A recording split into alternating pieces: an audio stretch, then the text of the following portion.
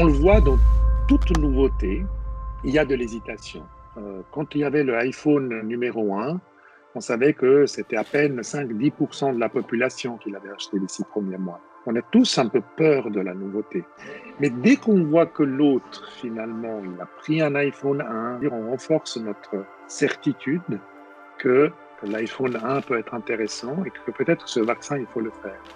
Mon nom est Alessandro Diana, je suis pédiatre, infectiologue et expert en vaccinologie clinique.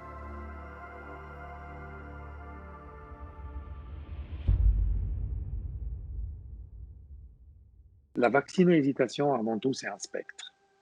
C'est un spectre, justement, qui va de la no-vaccination ou les anti-vax, et ça, on sait que c'est plutôt un 2% de la population, après à toute personne qui a des questions sur la vaccination. Donc, c'est vraiment l'hésitation de sa globalité.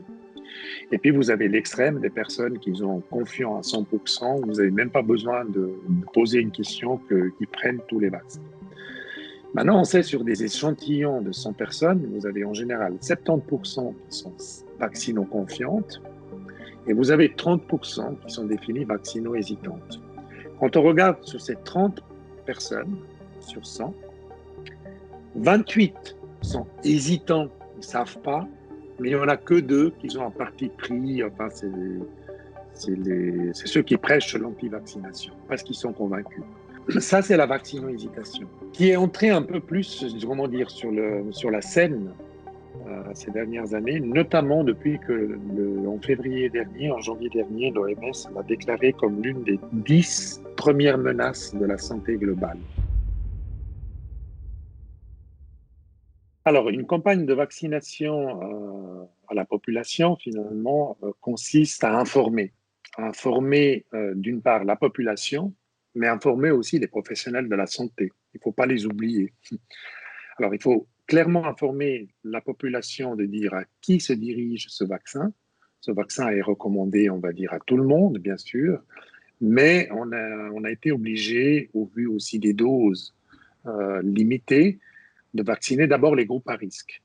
Ensuite, des campagnes de vaccination, ça veut aussi dire, notamment quand il s'agit de nouveaux vaccins, il y a de la nouveauté, donc il y a toujours plus de résistance. Ce qui est important, c'est aussi, on le voit, d'informer les professionnels de la santé. Ce n'est pas parce que vous êtes professionnel de la santé que vous n'avez pas de questions ou d'hésitation sur une nouvelle vaccination, et d'autant plus si c'est une nouvelle technologie.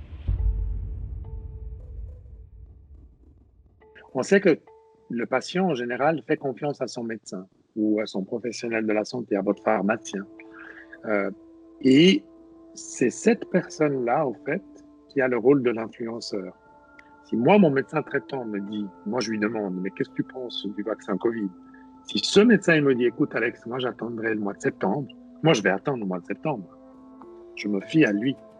D'où l'importance de bien informer les professionnels de la santé. Ce qui fait la différence entre un influenceur et un manipulateur, c'est l'intention que vous avez en amont. Si moi j'ai l'intention de vous faire du mal, par exemple, de vous avoir, ça c'est de la pure manipulation. Mes intentions ne sont pas bonnes. L'influenceur, c'est quelqu'un qui a déjà une bonne intention de bienfaisance et il essaie de vous argumenter avec les arguments qu'il pense juste pour vous argumenter. Enfin, moi, je sais que mon intention n'est pas de forcer le vaccin dans un bras de quelqu'un, jamais. D'ailleurs, dans mes consultations de vaccino-hésitation, je me dis jamais, il faut que je le convainque.